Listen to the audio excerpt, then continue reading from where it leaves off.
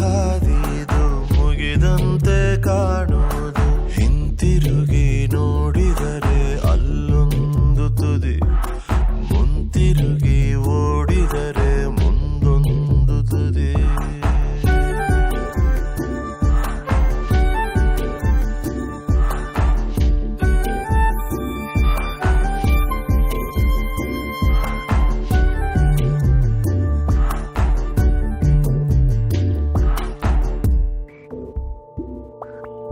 ಎರಡು ತುದಿಗಳ ನಡುವೆ ಗೆರೆಯ ನೆಳೆದರೆ ದಾರಿ.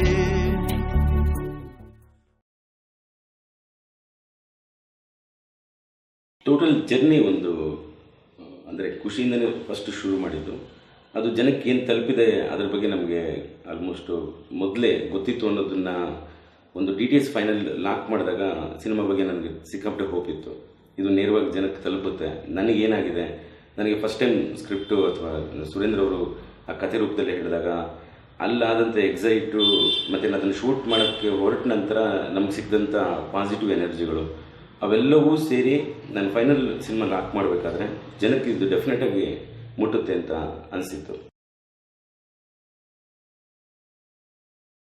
ಕೆಂಡಸಂಪಿಗೆ ಒಂದು ತಂಡ ಅಂದರೆ ಪರಿಮಳ ಫಿಲ್ಮ್ ಫ್ಯಾಕ್ಟ್ರಿ ಅಂತ ಓಪನ್ ಮಾಡಿದಾಗ ನಾವು ಒಂದಷ್ಟು ಜನ ಟೆಕ್ನಿಷಿಯನ್ ಮತ್ತು ನಮ್ಮ ಗೆಳೆಯರು ಅಂತ ಏನಿದ್ರು, ಎಲ್ಲರದ್ದು ಒಂದು ಉದ್ದೇಶ ಇತ್ತು, ನಾವು ನಮ್ಮ ಸ್ಟೈಲ್ ಸಿನಿಮಾನ ಮಾಡಬೇಕು ಅಂತ. ಇಲ್ಲಿ ಯಾರೋ ಬಂದು ನಮ್ಮನ್ನು ಅಂದರೆ ಇವಾಗ ಒಬ್ಬ ನಾಯಕ ನಟನ ತೊಗೊಂಡಾಗ ಅಭಿಮಾನಿಗಳಿಗೋಸ್ಕರ ಏನೋ ಮಾಡೋದು ಅಥವಾ ಅವರ ಒಂದು ಹಿಂದಿನ ಸಿನಿಮಾಗಳನ್ನ ಇಟ್ಕೊಂಡು ತಲೆಯಲ್ಲಿ ಇಟ್ಕೊಂಡು ಮಾಡುವಂಥದ್ದು, ವ್ಯಾಪಾರಕ್ಕೋಸ್ಕರ ಮಾಡೋದು, ಆ ವ್ಯವಹಾರಗಳು ಇರಲಿಲ್ಲ ಇದರಲ್ಲಿ. ಇದು ಪಕ್ಕ ನಾವೊಂದು ರಿಫ್ರೆಶ್ ಆಗೋಕ್ಕೋಸ್ಕರ ಮಾಡಿದಂಥ ಸಿನಿಮಾ ಆಗಿತ್ತು. ಇದರಲ್ಲಿ ನಾವು ಹೇಳುವಂಥ ವಿಷಯ ತುಂಬ ನೀಟಾಗಿರಬೇಕು. ಮತ್ತು ಇದರಲ್ಲಿ ನಾವೇನೊಂದು 6 ಸಿನಿಮಾ ನಂತರ ನಂದು 7ನೇ ಸಿನಿಮಾ ಮಾಡ್ತಿದ್ದೀನಿ ಅಂದರೆ ನಾನೆಷ್ಟು ಸಿನಿಮಾದಲ್ಲಿ ಒಂದೊಂದು ಸಿನಿಮಾಗೂ ಏನೇನು ನಾನು ಮಾಡ್ತಾ ಹೋದೆ ಅದೆಲ್ಲದಕ್ಕಿಂತ ಮಿಗಿಲಾಗಿ ದೊಡ್ಡ ಮಟ್ಟದಲ್ಲಿ ಒಂದು ಸ್ಕ್ರೀನ್ ಪ್ಲೇನ್ ಇರ್ಬೋದು ಅಥವಾ ಕತೆ ಹೇಳೋ ರೀತಿನ ಜನಕ್ಕೆ ಮುಟ್ಟೋಂಗೆ ಮಾಡಬೇಕು ಅನ್ನೋದೊಂದು ಉದ್ದೇಶ ಇತ್ತು ನಮಗೆ. ರಾಜೇಶ್ ನನಗೆ ಮೊದಲಿಂದನೂ ಪರಿಚಯ. ಆ್ಯಂಡ್ ಪ್ರಕಾಶ್ ಬೆಳವಾಡಿ ನನಗೆ ಹೊಸದು. ನಾನು ಅವರ ಗರ್ವ ಸೀರಿಯಲ್ನ ನೋಡಬೇಕಾದ್ರೆ ನನಗೆ ಅವರ ಕತೆ ಹೇಳೋ ಶೈಲಿ ಮತ್ತು ಅವರಲ್ಲಿರುವ ಒಬ್ಬ ನಿರ್ದೇಶಕ, ಅವರು ಒಂದು ಈ ಸಮಕಾಲೀನ ವಿಷಯಗಳನ್ನ ಅವರು ಮುಟ್ಟಿಸ್ತಾ ಇದ್ದಂಥ ರೀತಿಗಳು ನನಗೆ ಇದು ಫಸ್ಟ್ ಟೈಮ್ ಸೀರಿಯಲ್ ನಾನು ತುಂಬ ಥ್ರಿಲ್ ಆಗಿದ್ದೆ. ಅದಾದ ನಂತರ ಆ ಮನುಷ್ಯ ಒಂದಷ್ಟು ಸಿನಿಮಾಗಳಲ್ಲಿ ಆ್ಯಕ್ಟ್ ಮಾಡಿದ್ದು ನಾನು ನೋಡಿದ್ದೆ. ನನಗೆ ಪ್ರಕಾಶ್ ಬೆಳವಾಡಿಯವ್ರ ಜೊತೆ ಕೆಲಸ ಮಾಡೋದು ತುಂಬಾ ಇಷ್ಟ ಇತ್ತು.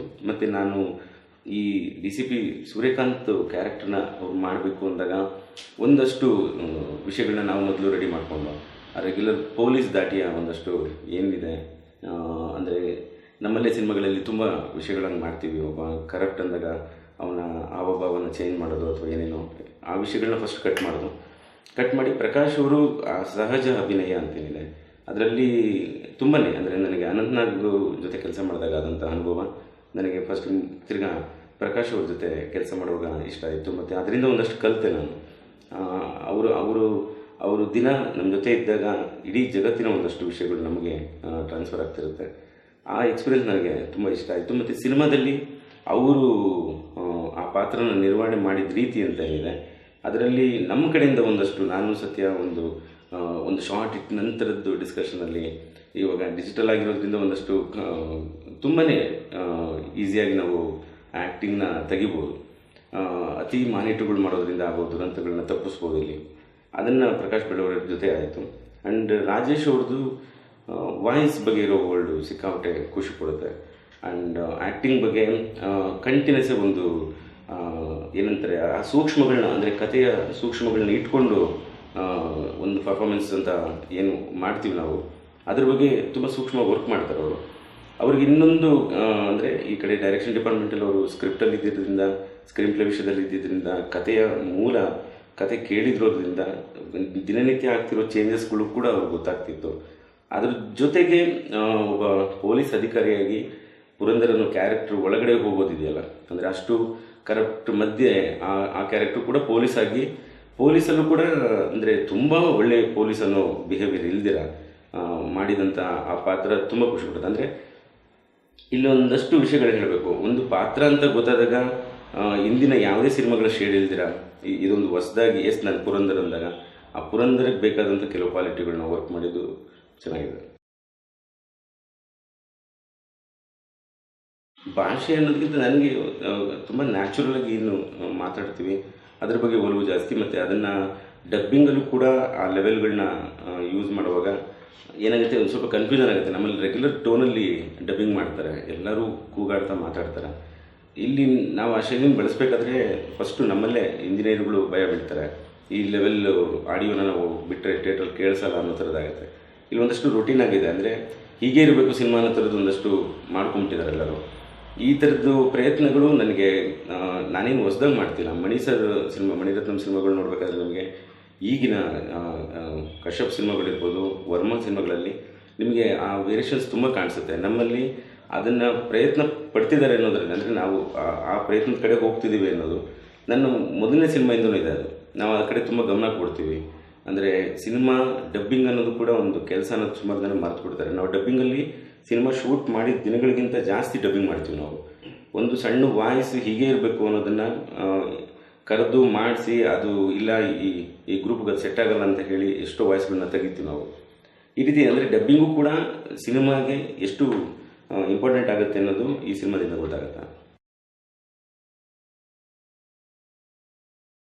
ಪಾಸಿಟಿವ್ ಎನರ್ಜಿ ಅಂತಾರೆ, ಅಂದರೆ ಒಂದು ಸಿನಿಮಾ ಶುರು ಮಾಡಿದಾಗ ತಾನು ತಗೊಳ್ಳುವಂಥ ಸುಮಾರು, ಅಂದರೆ ಎಷ್ಟೋ ವಿಷಯಗಳಲ್ಲಿ ನನಗೆ ಇದರಲ್ಲಿ ಶಾಕ್ ಆಗಿದ್ದು ಅಂದರೆ ಒಂದು ಕಾಸ್ಟ್ಯೂಮ್ನ ನಾವು ಚೂಸ್ ಮಾಡಬೇಕು. ಅದೊಂದು 35-40 ಸೀನ್ಗಳವರೆಗೂ ಬರುತ್ತೆ. ಅದು ಅಂದರೆ 7 days ಆ ಜರ್ನಿಲಿ ಸುಮಾರು ಕಡೆ ಬರುತ್ತೆ. ಅದು ಎಲ್ಲ ಲೊಕೇಶನ್ಗೂ ಸೂಟ್ ಆಗಬೇಕು ಅಂದಾಗ ಒಂದು ಜನರಲ್ ಕಾಸ್ಟ್ಯೂಮ್ನ, ಒಂದು ಬ್ಲ್ಯಾಕ್ ಶರ್ಟು ಮತ್ತು ಒಂದು ಡೆನಿಮ್ ಪ್ಯಾಂಟು ಬ್ಲೂ, ಆ್ಯಂಡ್ ಆ ಹುಡುಗಿಗೊಂದು ಯೆಲ್ಲೋ ಟಾಪ್ ಆ್ಯಂಡ್ ಒಂದು ಚಡ್ಡಿ ಥರದ್ದೇನು ಕೊಟ್ಟಿದ್ದು, ಇದು ನಮ್ಮದು ತುಂಬ ಸೀನ್ಗಳಲ್ಲಿ ಬರಬೇಕು, ತುಂಬ ಲೊಕೇಶನ್ಗಳಿಗೆ ಮ್ಯಾಚ್ ಆಗಬೇಕು. ಅದು ಅದೃಷ್ಟ. ಅಂದರೆ ಎಷ್ಟು ಖುಷಿ ಆಗುತ್ತೆ ಅಂದರೆ ಅದನ್ನೊಂದು ಚೂಸ್ ಮಾಡಿ ಅದನ್ನು ಮತ್ತೆ ಆ ಲೊಕೇಶನ್ ನೋಡುವಾಗ, ಬೇರೆ ಬೇರೆ ಸ್ಥಿತಿಗಳಲ್ಲಿ ಅದನ್ನು ನೋಡುವಾಗ ಅದೊಂದು ವಿಷಯ ಅನಿಸುತ್ತೆ. ಮತ್ತು ಕೆಲವು ಜಾಗಗಳು ನಮಗೆ ಪ್ರಕೃತಿ ಸಪೋರ್ಟ್ ಮಾಡೋಂಥದ್ದೇನಿದೆ. ಸೂರ್ಯ ಆ ದಿಕ್ಕಿಗೆ ಬರ್ತಾನೆ, ಸರಿ ನನ್ನ ಶೆಡ್ಯೂಲು ಈ ದಿನದ ಬೆಳಗ್ಗೆ 10 ಗಂಟೆ ಮುಗಿಸ್ಕೊಂಡು ನಾನು ಅಲ್ಲಿ 3 ಗಂಟೆಗೆ ಒಂದು ಶಾರ್ಟ್ ತೆಗಿಬೇಕು ಅಂದಾಗ ಆಗೋ ಥ್ರಿಲ್ ಇದೆಯಲ್ಲ, ಶಾರ್ಟ್ ಸಿಕ್ಕಿದಾಗ ಆಗೋ ಥ್ರಿಲ್ಗಳು, ಅದನ್ನು ನಾನು ಈ ಸಿನಿಮಾ ಕೆಂಡಸಂಪಿಗೆಯಲ್ಲಿ ಪಾಸಿಟಿವ್ ಅಂತ ಕರಿತೀನಿ. ಅದು ನಮ್ಮ ಜೊತೆ ಯಾವುದೊಂದು ಶಕ್ತಿ ಇದೆ, ಅದು ಎಲ್ಲವನ್ನೂ ಸರಿ ಮಾಡ್ತದೆ ಅನ್ನೋದು ಬರುತ್ತೆ. ಕಾಂಪೋಸಿಷನ್ ವಿಷಯಕ್ಕೆ ಬಂದರೆ ನಾವು ಅಂದರೆ ಜಾಕಿಲಿ ಅಂದರೆ ಒಂದು ಕಾಂಪೋಸಿಷನ್ನ ಒಂದು ರೂಮಿನ ಕಾರ್ನರ್ನ ಯೂಸ್ ಮಾಡ್ತಿದ್ದೆ ನಾನು. ಅಂದರೆ ಇಡೀ ಸಿನಿಮಾ ಡಿಸೈನ್ ಮಾಡಿದ್ದು ಜಾಕಿಲಿ. ಆ್ಯಂಡ್ ನಾನು ಕಡ್ಡಿ ಪುಡಿಲಿ ಒಂದು ಟ್ರೈ ಮಾಡೋದು, ತುಂಬ ಫ್ರೇಮ್ನ ಡಿಸೈನ್ ಮಾಡಬಾರ್ದು ಅಂತ. ಆ ಫ್ರೇಮಲ್ಲಿ ಏನಿದೆ ಅದನ್ನು ಹಾಗೆ ಬಿಡೋಕ್ಕೆ ಟ್ರೈ ಮಾಡ್ತಿದ್ದು. ಅಲ್ಲಿ ಯಾವುದೋ 2 ಬಾಟ್ಲು ಬಿತ್ತಿದ್ರೆ, ಗುಣಿಚಲ ಇದ್ದರೆ ಆ ಕಾಂಪೋಸಿಷನ್ ಹಾಗಾಗಿ ಕ್ರಿಯೇಟ್ ಮಾಡೋಕ್ಕೆ ಟ್ರೈ ಮಾಡೋದು. ಅಂದರೆ ಯಾರು ಕೆಲಸ ಮಾಡಬಾರ್ದು ಅಂತ, ನೀಟ್ ಕಾಂಪೋಸಿಷನ್ ಬೇಡ ನನಗೆ ಅಂತ. ಅದಾದ ನಂತರ ಈ ರೋಡ್ ಸಿನಿಮಾ ಮಾಡಬೇಕಾದ್ರೆ ತುಂಬ ಆಕ್ಸಿಡೆಂಟಲಿ ಸಿಗುವಂಥ, ಅಂದರೆ ಸಿನಿಮಾ ಬಿಗಿನಿಂಗಲ್ಲೇ ಒಂದು ರೋಡ್ ಜರ್ನಿ ತೋರಿಸ್ತಾ ಹೋಗ್ತೀವಿ. ಅಂದರೆ ತುಂಬ ಫ್ಲ್ಯಾಟಾಗಿ ಓಪನ್ ಆಗುತ್ತೆ ಸಿನಿಮಾ. ಒಂದು ಅದ್ಭುತವಾದ ಕಾಂಪೋಸಿಷನ್ ಅಲ್ದಿರ ತುಂಬ ಫ್ಲ್ಯಾಟಾಗಿ ಶುರುವಾಗುವಂಥ ಒಂದು ರೋಡ್ ಶಾರ್ಟಿಂದ ಶುರುವಾಗುತ್ತೆ. ಇದು ಡಿಸೈನ್ ಮಾಡ್ತಾ ಹೋಗೋದು, ಅಂದರೆ ಆ ಗ್ರಾಫಲ್ಲಿ ಪ್ರತಿಯೊಂದು ಫ್ರೇಮ್ ಹೋಗ್ತಾ ನಿಮಗೆ ನಾವು ಯಾವುದೋ ಒಂದು ಅಷ್ಟು ವೈಡು ದುರ್ಗನ ತೋರಿಸ್ಬೇಕಾದ್ರೆ, ಅಥವಾ ಕೆಲವು ಏರಿಯಾದು ಟಾಪ್ ಆ್ಯಂಗಲ್ ಬರಬೇಕಾದ್ರೆ ಅದರ ನಂತರದ ಶಾರ್ಟ್ಗಳೇನು ಅಂತ ಕೇಳುತ್ತೆ. ಅದನ್ನು ಕೂಡ ಎಲ್ಲೂ ಡಿಸೈನ್ ಆಗಿದೆ ಅಂತ ಅನಿಸ್ಬಾರ್ದು. ಯಾವುದೇ ಎಡ್ಜ್ಗಳು ತುಂಬ ಮೈನ್ಯೂಟಾಗಿ ಒಂದೊಂದು ಇಂಚು ಜರುಗಿಸಿದ್ದಾರೆ ಅಂತ ಅನ್ಬಾರ್ದು. ಆ ಥರನೇ ಹೇಳೋಕ್ಕೆ ಟ್ರೈ ಮಾಡೋದು. ಅದೇನಾಗುತ್ತೆ, ಅತಿ ಕೆಲಸ ಮಾಡೋದಿದೆಯಲ್ಲ ಅದು ಇರಿಟೇಟ್ ಆಗುತ್ತೆ. ಯಾವುದೇ ಒಂದು ಡಿಪಾರ್ಟ್ಮೆಂಟು ತುಂಬ ಏನೋ ಹುಡುಕಕ್ಕೆ ಹೋಗಿದ್ದಾರೆ ಅಂದಾಗ ಆಗಲ್ಲ ಅದು. ಈ ಸಿನಿಮಾ ತುಂಬ ನ್ಯಾಚುರಲಾಗಿ ಬರಬೇಕು ಅಂದಾಗ, ನ್ಯಾಚುರಲ್ ಪರ್ಫಾರ್ಮೆನ್ಸ್ ಇರಬೇಕು ಅಂದಾಗ ನಾವು ಆ ಫ್ರೇಮಿಂಗು ಕೂಡ ಅಷ್ಟೇ ನ್ಯಾಚುರಲಾಗಿ, ಅಥವಾ ಹಿಡನ್ ಕ್ಯಾಮ್ರಾ ಏನು ಬಳಸ್ತೀವಿ, ಅಥವಾ ಯಾರು ಒಂದು ಕಡೆ ಯಾರೋ ಮೊಬೈಲ್ ಇಟ್ಕೊಂಡು ಶೂಟ್ ಮಾಡ್ತಿದ್ದಾರೆ ಅನ್ನೋ ಫೀಲಲ್ಲಿ ಇರಬೇಕು ಫ್ರೇಮ್ ಅನ್ನೋದನ್ನು ಇದರಲ್ಲಿ ಟ್ರೈ ಮಾಡಿದ್ವಿ. ಸಾಂಗ್ ವಿಷಯದಲ್ಲಿ ಇದೊಂದು ದೊಡ್ಡ, ಅಂದರೆ ಸಾಂಗ್ ಅನ್ನೋದು ತುಂಬ ಅದೃಷ್ಟನೇ. ಅಂದರೆ ಜಾಕಿ ತುಂಬ ಸಿನಿಮಾಗಳಲ್ಲಿ, ಜಂಗ್ಲಿ, ಇಲ್ಲಿವರೆಗೂ ನಾವು ಮಾಡಿರೋ ಸಾಂಗ್ಗಳೆಲ್ಲವೂ ಜನಕ್ಕೆ ಮುಟ್ಟಿದೆ. ಇದು ಕೆಂಡಸಂಪಿಗೆ ಮಾಡುವಾಗ ಅಂದರೆ ಒಂದು ಸ್ವಲ್ಪ ಡ್ಯುಯೆಟ್ ಮೂಡಲ್ಲಿದೆ, ಯಾವುದು ಫಾಸ್ಟ್ ನಂಬರ್ ಇಲ್ಲ ಇದರಲ್ಲಿ ಅಂತ ಎಲ್ಲ ಬಂತು. ಅದೊಂದು ಆಲ್ಬಮ್ ಆಗಲ್ಲ, ಬರೀ 4 ಸಾಂಗ್ ಇದೆ. 4 ಸಾಂಗು ಕೂಡ ನಿಮಗೆ ಒಂದು ಭಾವಗೀತೆ ಥರದ್ದೊಂದು ಟೋನಲ್ಲಿದೆ ಅಂತೆಲ್ಲ ಕಂಪ್ಲೇಂಟ್ ಇತ್ತು ನನಗೆ. ಆದರೆ ಸಿನಿಮಾ ಜೊತೆಗೆ ಅದನ್ನು ನೋಡುವಾಗ ಅದನ್ನು ಹೊರಗಡೆ ಅಂದರೆ ತೊಗೊಂಡೋಗೋ ರೀತಿ ಬೇರೆ ಆಗುತ್ತೆ ಅಂತ ನಮಗೊಂದು ಬಲವಾದ ನಂಬಿಕೆ ಇತ್ತು. ನಮ್ಮಲ್ಲಿ ಏನಾಗುತ್ತೆ, ಸಾಂಗ್ ಅಂದಾಗ ಒಂದು ಫಾಸ್ಟ್ ನಂಬರ್ ಬೇಕು, ಅದಾದ ನಂತರ ಒಂದು ಡ್ಯುಯೆಟ್ ಬೇಕು, ಈ ಥರದ್ದೇ ಒಂದಷ್ಟು ಮಸಾಲೆ ಕೇಳುತ್ತೆ. ಫಸ್ಟ್ ಟೈಮ್ ಆ ಥರದ್ದೊಂದು 4 ಸಾಂಗ್ನ ಆ ಟೋನಲ್ಲಿ, ಅಂದರೆ ನನಗೆ ಆ ಥರದ್ದೊಂದು, ಇವಾಗ ನೀನೆಂದರೆ ನನ್ನೊಳಗೆ ಅನ್ನೋ ಸಾಂಗು ನಮ್ಮ ಹಳೆ ಪಾತ್ರಕ್ಕಿಂತ ಸೂಪರ್ ಡೂಪರ್ ಹಿಟ್ ಆಗುತ್ತೆ. ನಾವು ಏನು ಮಾಡ್ತೀವಿ ಅಂದರೆ, ಫಸ್ಟು ಈ ಥರದ್ದೊಂದು ಆಲ್ಬಮ್ ಮಾಡಿದಾಗ ಒಂದು ತಮಟೆ ಸಾಂಗ್ ಬೇಕು ಅಥವಾ ಏನೋ ಬೇಕು ಅಂತ ಶುರುವಾಗುತ್ತೆ. ಇದರಲ್ಲಿ ರೆಕಾರ್ಡಿಂಗ್ ಅಂದರೆ ಆರ್ ಎಲ್ಲೋ ಒಂದಷ್ಟು ಕಡೆ ಇರಿಟೇಟ್ ಆದಾಗ ಅಲ್ಲೊಂದಷ್ಟು ಲೈನ್ಸ್ ಬೇಕು ಅಂತ ಕೇಳುತ್ತೆ. ಸಿನಿಮಾನ ಒಂದಷ್ಟು ಮುಂದಕ್ಕೆ ಕರ್ಕೊಂಡು ಹೋಗುವಂಥ ಲೈನ್ಗಳು, ಜಯಂತ್ರಣ್ಣ ಬರೆದಿರೋ ಒಂದಷ್ಟು ಲೈನ್ಗಳು ಹೇಗಾಗುತ್ತೆ ಅಂದರೆ, ಕ್ಲೈಮ್ಯಾಕ್ಸ್ ಕೂಡ ನಮಗೆ ಪೂರ್ತಿ ಮಾತಿಲ್ದಿರ ಅವರ ಸಾಹಿತ್ಯದ ಮೇಲೆ ಹೋಗುತ್ತೆ. ಅದನ್ನು ನೋಡ್ಬೇಕಾದ್ರೆ ಜನಕ್ಕೆ ಏನಾಗುತ್ತೆ ಅಂದರೆ, ತುಂಬ ಪುಟಗಟ್ಟಲೆ ಹೇಳೋದನ್ನು ಒಂದೆರಡು ಲೈನ್ ಮರೆಯೋದಕ್ಕೆ ಕ್ಷಮಿಸು ನೆನಪಾದರೆ ಅಲ್ಲಿಂದ ಶುರುವಾಗುತ್ತೆ ಅದು.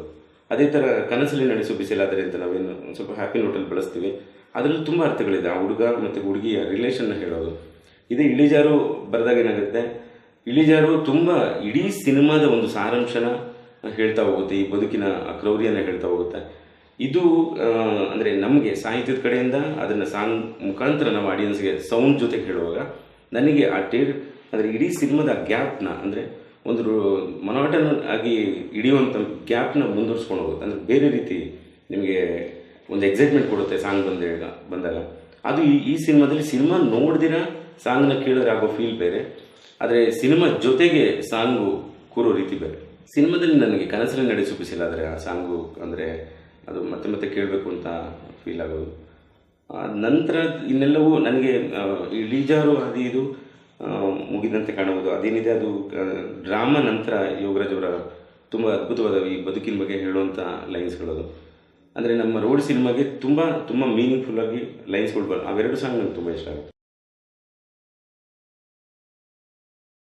ಇಲ್ಲ, ಇಲ್ಲಿ ಈ ಥರದ ಸಿನಿಮಾಗಳು ಮಾಡಬೇಕಾದ್ರೆ ಸಂಭಾಷಣೆ ಅನ್ನೋದು ಆಲ್ಮೋಸ್ಟು ಸ್ಕ್ರಿಪ್ಟು ರೇಂಜಲ್ಲಿ ಅಥವಾ ಕತೆ ಹೇಳಬೇಕಾದ್ರೇ ಅದು ಸಂಭಾಷಣೆ ಆಲ್ರೆಡಿ ಇರುತ್ತೆ ಈ ಥರ ಸಿನಿಮಾಗಳಲ್ಲಿ. ಅಂದರೆ ಅದನ್ನು ಮೀರಿ ಯಾವುದೇ ಅರಟೆ ಹೊಡೆಯುವಂಥ ಜಾಗಗಳು ಸಿನಿಮಾಲ್ಲಿ ಸಿಗೋಲ್ಲ. ಆ ರೀತಿ ಇವಾಗ ಸಂಭಾಷಣೆ ನಾನು, ರಾಜೇಶು ಮತ್ತು ಒಂದಷ್ಟು ಆಲ್ರೆಡಿ ನಮಗೆ ಕತೆ ಹೇಳಬೇಕಾದ್ರೆ ಸುರೇಂದ್ರನಾಥ್ ಅವರು ವಿತ್ ಡೈಲಾಗ್ ಹೇಳ್ತಿದ್ರು. ಅವರು ಅಲ್ಲಿ ಡೈಲಾಗ್ನ ಬಳಸಬೇಕಾದ್ರೆ ಏನಾಗುತ್ತೆ ನಮಗೆ ಅಂದರೆ, ಇಷ್ಟೇ ಬೇಕಾಗೋದು, ಇಷ್ಟೇ ಲೈನ್ಸ್ಗಳಿದ್ರೆ ಸಾಕು ಈ ಸೀನ್ಗೆ. ಅಲ್ಲಿ ಸಿಗುವಂಥ ಸಣ್ಣ ಸಣ್ಣ ಜಾಗಗಳನ್ನು ಮಾತ್ರ ನಾವು ಒಂದು ರೀತಿ ತಮಾಷೆನ ಹೇಳೋಕ್ಕೆ ಸಾಧ್ಯ. ಎಲ್ಲೋ ಒಬ್ಬ ಆ ಹೋಟ್ಲಿನ ಹುಡುಗ ಸಿಕ್ಕಿದಾಗ, ಮತ್ತು ಅದು ಕಡಿಮೆ ಜಾಗ, ಅವಳೆಲ್ಲೋ ಬಟ್ಟೆ ತಂದ ನಂತರ ಮಾತುಕತೆ ಇರ್ಬೋದು. ಇದರಲ್ಲಿ ಮಾತ್ರ ಅದು ಯಾವುದೋ ಒಂದು ಫೋನ್ ಒಬ್ಬ ಕಿತ್ಕೊಂಡು ಅವಳಿಗೆ ತಿರ್ಗಿ ವಾಪಸ್ ಫೋನ್ ಮಾಡಿದಾಗ ನನ್ನ ಹೆಂಡತಿ ಪಕ್ಕದಲ್ಲಿದ್ದಾಳೆ ಅಂತ ಹೇಳುವಂಥ ಜಾಗಗಳು ತುಂಬ ಕಡಿಮೆ ಜಾಗ ಇದೆ ಸಿನಿಮಾಲಿ. ನಾವು ಅದನ್ನೇ ಜಾಸ್ತಿ ಬಳಸಿದ್ರೆ ಕಥೆಯ ವೇಗ ಮತ್ತು ನಾವು ಏನು ಹೇಳಕ್ಕೆ ಹೋಗ್ತಾ ಇದೀವಿ ಅದು ತಪ್ಪೋಗುತ್ತೆ. ಈ ಸಿನಿಮಾದಲ್ಲಿ ಒಬ್ಬ ಡೈಲಾಗ್ ರೈಟ್ರು ಕಾಣಿಸ್ಕೊಳೋ ಥರದ್ದು ಏನೂ ಇರೋದಿಲ್ಲ. ಅದನ್ನು ನಾವು ಮೊದಲೇ ಅದನ್ನು ಪಾಯಿಂಟ್ಔಟ್ ಮಾಡಿದ್ದು. ಇದರಲ್ಲಿ ನಾನು ಕಾಣಿಸ್ಕೋಬೇಕು, ಸೂರಿ ಬರವಣಿಗೆ ಡೈಲಾಗ್ ಕಾಣಿಸ್ಬೇಕು ಅಂತೆಲ್ಲ ಮಾಡೋಕ್ಕೆ ಹೋದರೆ ಬೇರೆ ದಿಕ್ಕು ಕೊಟ್ಟೋಗುತ್ತೆ. ಕತೆಗೆ ಎಷ್ಟು ಬೇಕೋ ಅದನ್ನೇ ಅದು ಸೂಕ್ಷ್ಮವಾಗಿ ಒಂದು ಅವಳೇನೋ ಬಟ್ಟೆ ತಂದಾಗ ಅವರಿಬ್ಬರ ಮಧ್ಯೆ ಏನು ನಡೆದಿಲ್ಲ ಅನ್ನೋದು 2 ಲೈನಲ್ಲಿ ಹೇಳಿ ಬಿಟ್ಬಿಡ್ಬೇಕು ಅಂತ. ಅದನ್ನು ಇನ್ನೊಂದು ಅಂದರೆ ಅವರಿಬ್ಬರದೇ ಒಂದಷ್ಟು ಮಾತುಗಳು ಇನ್ನೂ ಕಂಟಿನ್ಯೂ ಆಗ್ತಾ ಹೋದರೆ ಬೇರೆ ರೀತಿ ಆಗುತ್ತೆ. ಅದು ಈ ಸಿನಿಮಾಯಿಂದ ಎಕ್ಸ್ಟ್ರಾ ಸೀನ್ಗಳಾಗುತ್ತೆ ಹೊರತು ಬೇರೇನೂ ಆಗಲ್ಲ. ಆ ವಿಚಾರಕ್ಕೆ ಬಂದರೆ ಈ ಸಿನಿಮಾದ ಡೈಲಾಗ್ ಬರೆಯೋದು ತುಂಬ ತುಂಬ ಈಸಿ ಅನಿಸ್ತು. ಮತ್ತು ಅದನ್ನು ತುಂಬ ಜನ ಹಂಚ್ಕೊಂಡಿದ್ದೆವು ನಾನು, ರಾಜೇಶು, ಸುರೇಂದ್ರ ಅವರೆಲ್ಲ ಹಂಚ್ಕೊಂಡಿದ್ದೆ. ಎಷ್ಟೋ ಸಲ ನಾವು ಫೋನ್ಗಳು ಮಾಡಿ ಸರ್ ಈ ಜಾಗಕ್ಕೆ ಇದನ್ನು ಹೇಳಿಸ್ತಾ ಇದ್ದೀವಿ ಅಂತ ಹೇಳ್ತಿದ್ದೆವು. ಆ ರೀತಿ ಇದು ಸಂಭಾಷಣೆಯ ಏನು ಚಾಲೆಂಜ್ ಅನ್ನೋ ಥರದ್ದೇನಿಲ್ಲ. ಆದರೆ ಕತೆಗೆ ಬೇಕಾದಂಥ ಲೈನ್ಸ್ಗಳು ಬರೆಯೋದು ತುಂಬ ಇಂಪಾರ್ಟೆಂಟ್ ಆಗಿದೆ. ಯಾಕಂದರೆ ಪೊಲೀಸ್ ಇಲಾಖೆಯ ಡೀಟೇಲ್ಗಳೇನಿದೆ, ಅವ್ರು ಮಾತಾಡೋ ರೀತಿ ಏನಿದೆ, ಅವೆಲ್ಲವೂ ಸೂಕ್ಷ್ಮವಾಗಿ ಬರೀಬೇಕಾಗಿತ್ತು. ಟೆಕ್ನಿಷಿಯನ್ ಗ್ರೂಪಲ್ಲಿ ಒಂದಷ್ಟು ಜನನ ಒಳಗೆ ತಗೋಬೇಕು, ಮತ್ತು ಸ್ನೇಹಿತರಿದ್ರು ಒಂದಷ್ಟು ಜನ. ನಾವೇ ಒಂದು ಪುಟ್ಟದಾಗಿ ಒಂದು ಬ್ಯಾನರ್ ಮಾಡಿಕೊಂಡು ಒಂದಷ್ಟು ದುಡ್ಡು ಹಾಕಿ ಸಿನಿಮಾ ಮಾಡಬೇಕು, ನಮ್ಮಿಷ್ಟದ ಒಂದು ಸಿನಿಮಾ ಮಾಡಬೇಕು ಅಂತ ಮಾಡಿದ್ವಿ. ನಮ್ಮಿಷ್ಟದ ಸಿನಿಮಾ ಮತ್ತು ನೇರವಾಗಿ ಜನಕ್ಕೆ ಅದು ತಲುಪುತ್ತೆ ಅನ್ನೋದೊಂದು ಇದರ ಅನುಭವ ನನ್ನ ದುನಿಯಾದಿಂದ ಆಗಿತ್ತು. ದುನಿಯಾದಲ್ಲಿ ನಾವು ಆಲ್ರೆಡಿ ಕೆಲಸ ಮಾಡಿದ್ದೆವು ಈ ರೀತಿದು. ಇಲ್ಲಿ ಆ ಸಂಸ್ಥೆ ಕಟ್ಟಕ್ಕಿದ್ದಿದ್ದು ಒಂದು ಉದ್ದೇಶ, ಈ ಸಂಸ್ಥೆಯಲ್ಲಿ ಬರುವಂಥ ಚಿತ್ರಗಳೇನಿದೆ ಅವೆಲ್ಲವೂ ಒಂದು ರೀತಿ ಯೋಚನೆಗೆ ಅಥವಾ ನಮಗೆ ಖುಷಿ ಕೊಡುವಂಥ ಒಂದಷ್ಟು ಸಿನಿಮಾ ಮಾಡುವಂಥ ಯೋಚನೆಗಳು. ಕಾಗೆ ಬಂಗಾರ ಒಂದಷ್ಟು ವರ್ಕ್ ಇದೆ ಅದಕ್ಕೆ. ಅಂದರೆ ಅದರಲ್ಲಿ ಸಿದ್ಧಿ ಜೊತೆಗೆ ಒಂದಷ್ಟು ಹೊಸ ಮುಖಗಳು ಬರೋದ್ರಲ್ಲಿದೆ. ಅದು ಕೂಡ ಸದ್ಯದಲ್ಲೇ ಅದನ್ನು ಈ ದೊಡ್ಡ ಮನೆ ಹುಡುಗ ನಂತರ ನಾನು ಆ ಸಿನಿಮಾದ ಶೂಟಿಂಗ್ ಮಾಡ್ತಾ ಇದ್ದೀನಿ. ಇವತ್ತರೆಗೂ ಕರ್ನಾಟಕದ ಅಥವಾ ಈ ಕನ್ನಡ ಸಿನಿಮಾ ನೋಡೋ ಜನ ಅಂತೇನಿದ್ದಾರೆ, ನನ್ನ ದುನಿಯಾ ನೋಡಿದವ್ರು ಏನಿದ್ದಾರೆ ಅಥವಾ ನನ್ನ ಎಲ್ಲ ಸಿನಿಮಾ ನೋಡಿದವರು, ಅದಕ್ಕಿಂತ ಹೆಚ್ಚಾಗಿ ಹೊರಗಡೆ ನಾವು ಅವ್ರು ಗೆಲ್ಲಿಸಿದಂಥ ಎಷ್ಟೋ ಸಿನಿಮಾಗಳು ನಾನು ನೋಡಿದ್ದೀನಿ. ಅದರಲ್ಲೊಂದು ಕ್ವಾಲಿಟಿ ಇರುತ್ತೆ. ಇವಾಗ ಕೆಂಡಸಂಪಿಗೆ ಬಗ್ಗೆ ಒಳ್ಳೆ ಮಾತಾಡ್ತಿದ್ದಾರೆ, ಒಂದು 4 ಜನ ಒಳಗೆ ಥಿಯೇಟ್ರಲ್ಲಿ ಕರೆಸ್ತಿದ್ದಾರೆ ಅಂದರೆ, ಅದೇ ರೀತಿ ನಾವು ಬೇರೆ ಸಿನಿಮಾಗಳನ್ನೂ ಅವ್ರು ಕರೆಸಿದಾಗ ನಾವು ನೋಡಿದ್ದೀವಿ. ಅವರು ನಿಜ ಬುದ್ಧಿವಂತರು, ಅವ್ರಿಗೆ ಖುಷಿಯಾಗಿದ್ದನ್ನ ಇನ್ನೊಬ್ರಿಗೆ ತಲುಪಿಸ್ತಾರೆ.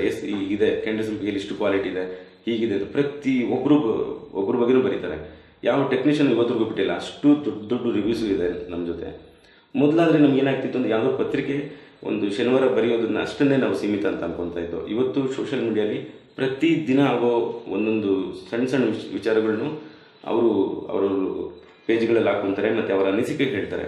ಇದರಿಂದ ಒಂದು ಒಳ್ಳೆಯದು ಸಾಯೋದಕ್ಕೆ ಸಾಧ್ಯನೇ ಇಲ್ಲ. ನಮ್ಮಲ್ಲಿ ಇವತ್ತಿನ ಬೆಳವಣಿಗೆಯಲ್ಲಿ ಯಾವುದೇ ಒಂದು ಒಳ್ಳೆಯ ಸಿನಿಮಾ ಅದು ನಾಶ ಆಗುತ್ತೆ ಅಂದರೆ ಅದು ಬೇರೆ ರೀತಿಯ ಜನಗಳು ಯಾರೋ ಮಾಡ್ಕೋಬೇಕು ಹೊರತು ನಮ್ಮ ಈ ಸಿನಿಮಾ ಪ್ರೀತಿಸೋರು ಅಂತ ಏನಿದ್ದಾರೆ ಅವರಿಂದಂತೂ ತುಂಬ ಒಳ್ಳೆಯದಾಗ್ತಿದೆ. ಕೆಂಡಸಂಪಿಗೆ ಇವತ್ತು ನಮ್ಮ ಕೈಲಿಲ್ಲ, ಪೂರ್ತಿ ಜನರ ಕೈಲಿದೆ, ಅವರು ಅದನ್ನು ಮುಂದುವರಿಸ್ಕೊಂಡು ಹೋಗ್ತಾ ಇದ್ದಾರೆ. ಆದರೆ ನಮ್ಮ ಪರಿಸ್ಥಿತಿ ಹೆಂಗಿದ್ರೆ, ಇವರು ಗಾಂಧಿನಗರದ ಈ ಕೆಲವು ಜನಗಳಿಂದ ನಾವು ಥಿಯೇಟರ್ಗಳನ್ನ ಉಳಿಸ್ಕೋಬೇಕು ಅಥವಾ ಏನೋ ಮಾಡಬೇಕು ಅನ್ನೋದೆಲ್ಲ ಬೇರೆ ರೀತಿ ವ್ಯವಹಾರ ಆಗುತ್ತೆ. ಆದರೆ ಜನರಿಗೆ ಸಿನಿಮಾ ಬಗ್ಗೆ ಇರೋ ಪ್ರೀತಿಲಿ ಅವರು ಥಿಯೇಟರ್ ಹತ್ರ ಹೋಗಿ, ಅಂದರೆ ಈಗ ಕೆಲವು ಥಿಯೇಟರ್ಗಳು ನನ್ನ ಸಿನಿಮಾದ ಕೆಲವು ಥಿಯೇಟರ್ಗಳು ಕಿತ್ತಾಕಿದ್ರು, ಅಲ್ಲಿಂದ ಫೋನ್ ಬರುತ್ತೆ ನಮಗೆ, ಥಿಯೇಟ್ರಲ್ಲಿ ಸಿನಿಮಾ ಇಲ್ಲ ಅಂತ. ಆದರೆ ಇಂದಿನ ಮಾಫಿಯಾ ಬಗ್ಗೆ ನಾವು ಜನರ ಹತ್ರ ಎಕ್ಸ್ಪ್ಲೇನ್ ಮಾಡೋಕ್ಕಾಗೋದೇ ಇಲ್ಲ. ಅದೊಂದು ದೊಡ್ಡ ಸಾಗರ ಅದು. ಆದರೆ ಅದ್ರ ಮಧ್ಯೆನೂ ಈಜಬೇಕು. ಈ ಥರದ ಸಿನಿಮಾಗಳು ತುಂಬ ಕಷ್ಟ ಇದೆ ಎದ್ದು ಬರೋದು ಹೊರಗಡೆ. ಅದು ತಿರ್ಗಾ ಜನರ ಕೈಲೇ ಇದೆ. ಜನ ಅದನ್ನು ಅಂದರೆ ಇನ್ನೊಬ್ಬರಿಗೆ ಮುಟ್ಟಿಸ್ತಾರೆ ಅನ್ನೋದು ನನ್ನ ನಂಬಿಕೆ.